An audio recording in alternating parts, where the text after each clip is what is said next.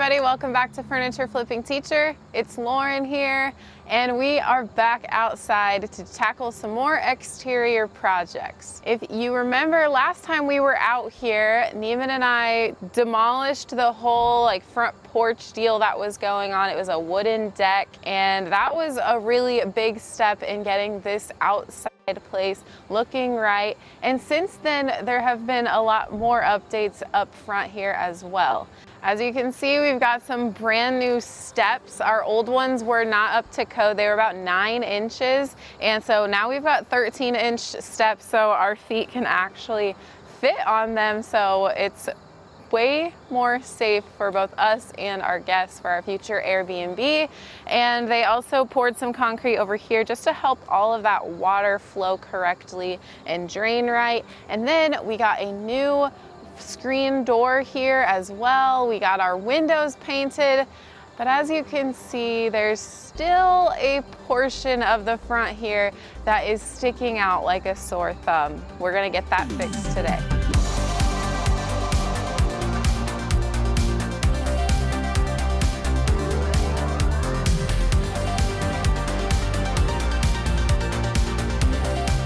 So this part right here is what I'm talking about. In my opinion, this color scheme doesn't quite work with the rest of the house, with the new green siding and then the white and black trim up here. I think that this also needs to be painted, and the color that I'm choosing to paint it is white, just so that it all flows really nicely.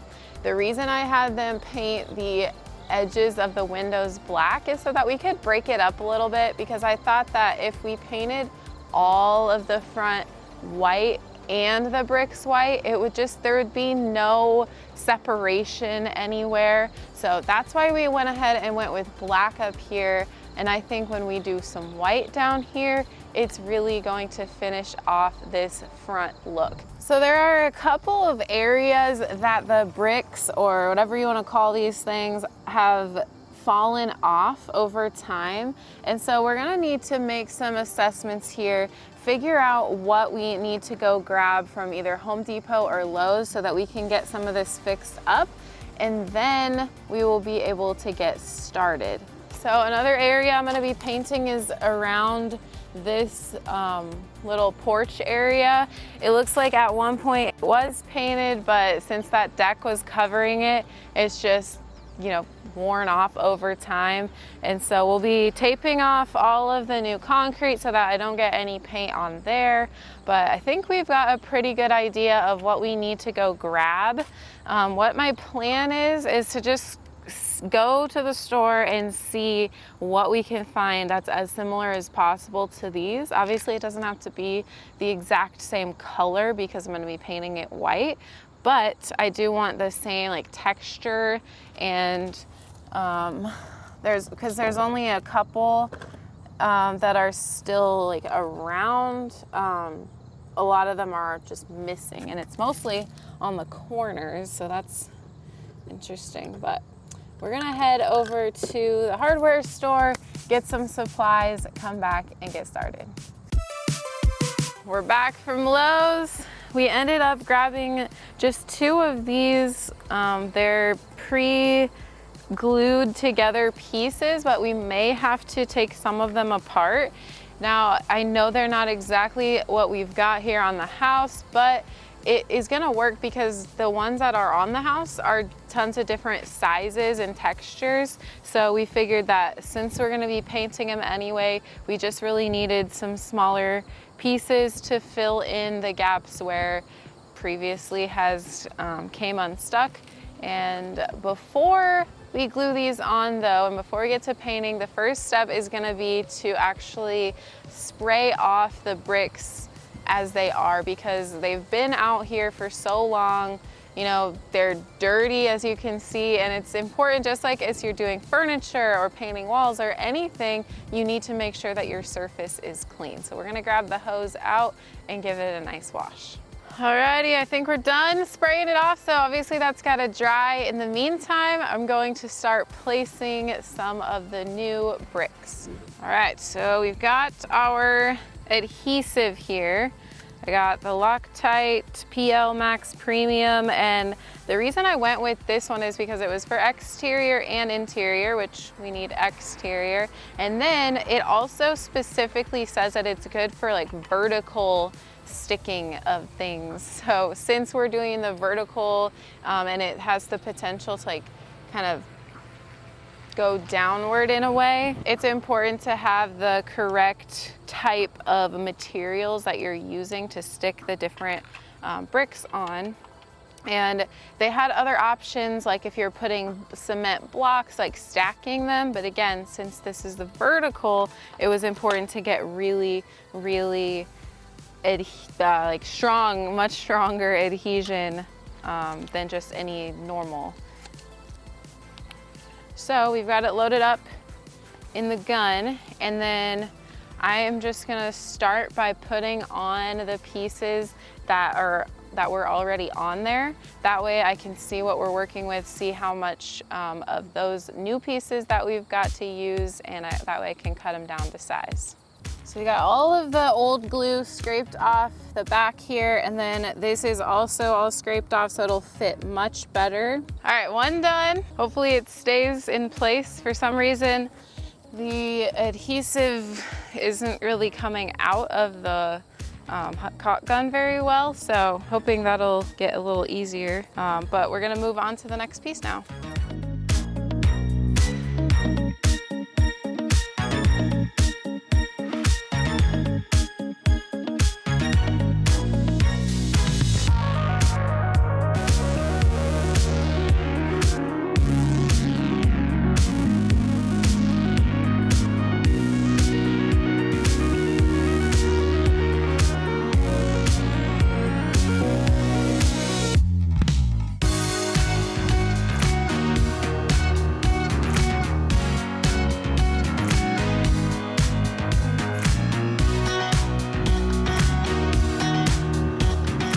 Puzzle over here.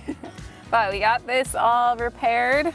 So again, that's got to dry. Probably won't get to painting until the next time we come out here, just because I want all of this adhesive to dry really well. And so now we're gonna move on to the next side. All right, back out front. It's been about a week since we've been out here, honestly. It ended up raining last week, and then I got tied up in another project. So we're back here. It is supposed to be an absolutely gorgeous week. So goal is to get this front done. So we're gonna continue patching up the bricks, and then we'll get to painting. I did go ahead and break out my tile saw, and so I've got the diamond blade on it to help me cut these bricks just the right color, I don't know why I said that. Just the right size for the areas in which we have to put the new bricks that we got.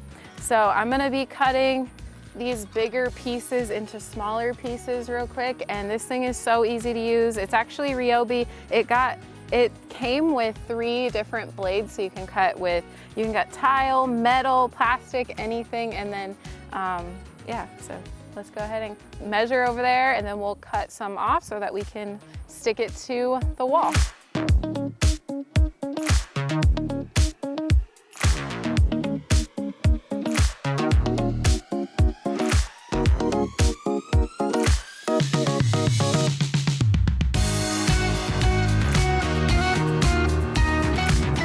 Pretty sure we got all the patchwork done, but of course it takes a little while to dry. So I'm gonna come back when it's all dry, and we'll tape everything off and get to painting. It's prep day, and then we get to paint. So we're using the same type of thing that I like to use inside, because I don't want to get any paint up here on the windows. So I've got my plastic with the tape already on it, and we're just gonna tape everything off that we don't want paint on. So that includes the siding, the windows, and then we'll even have to go down below on the ground as well. Again, such a tedious process, but so necessary in order to get the good look that we want to achieve and for everything to be super seamless.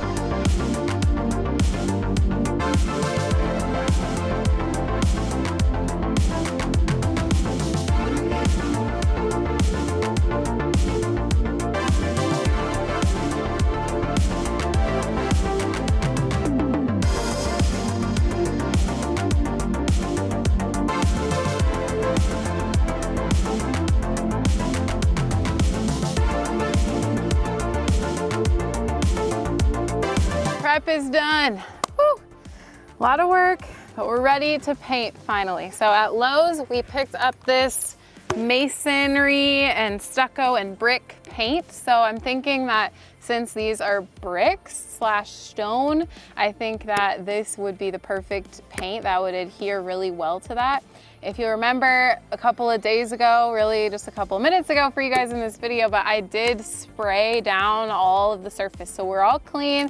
And so what I'm gonna do is load up my spray gun and we're going to just get to it. Honestly, it's just gonna be like any other project where I'm spraying.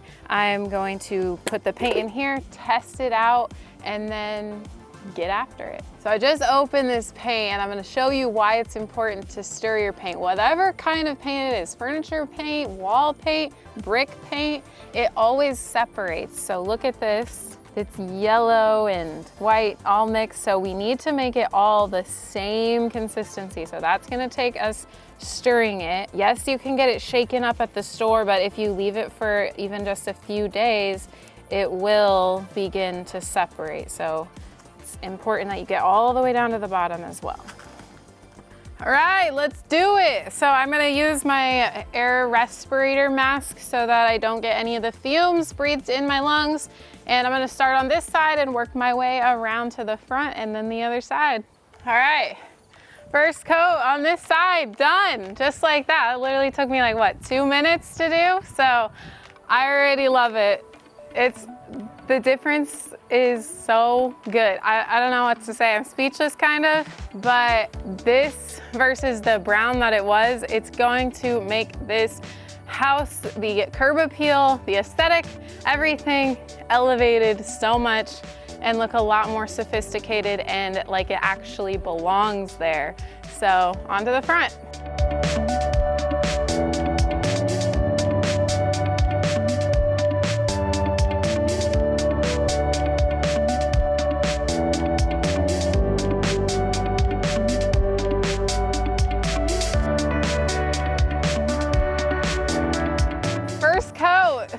We think it looks like a zebra, but it looks so good. Can't wait to get that second coat on there so that the zebra goes away, but just the white alone brightens it up. There's no more of that weird contrast between the brown and the green anymore. Can't wait. Getting a little windy, guys. I'm getting a little nervous because over there it was windier and I got it like all over me. So I'm just hoping that it kind of stays like this where there's no gusts so that I can get this second coat done. I already got everything filled up for coat number 2. And so I'm gonna start over there again and work my way over.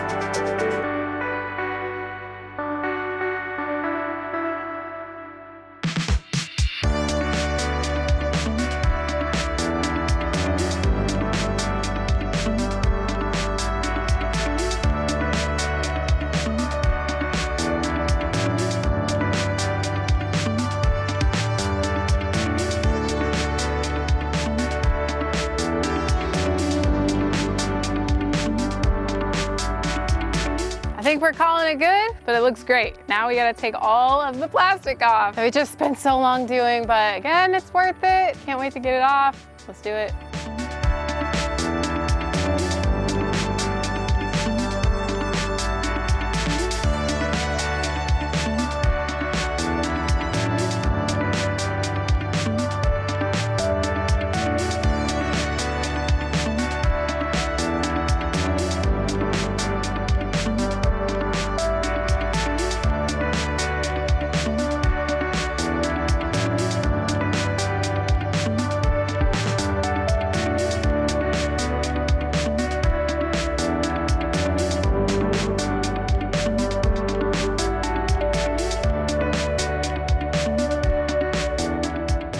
Wow, you guys.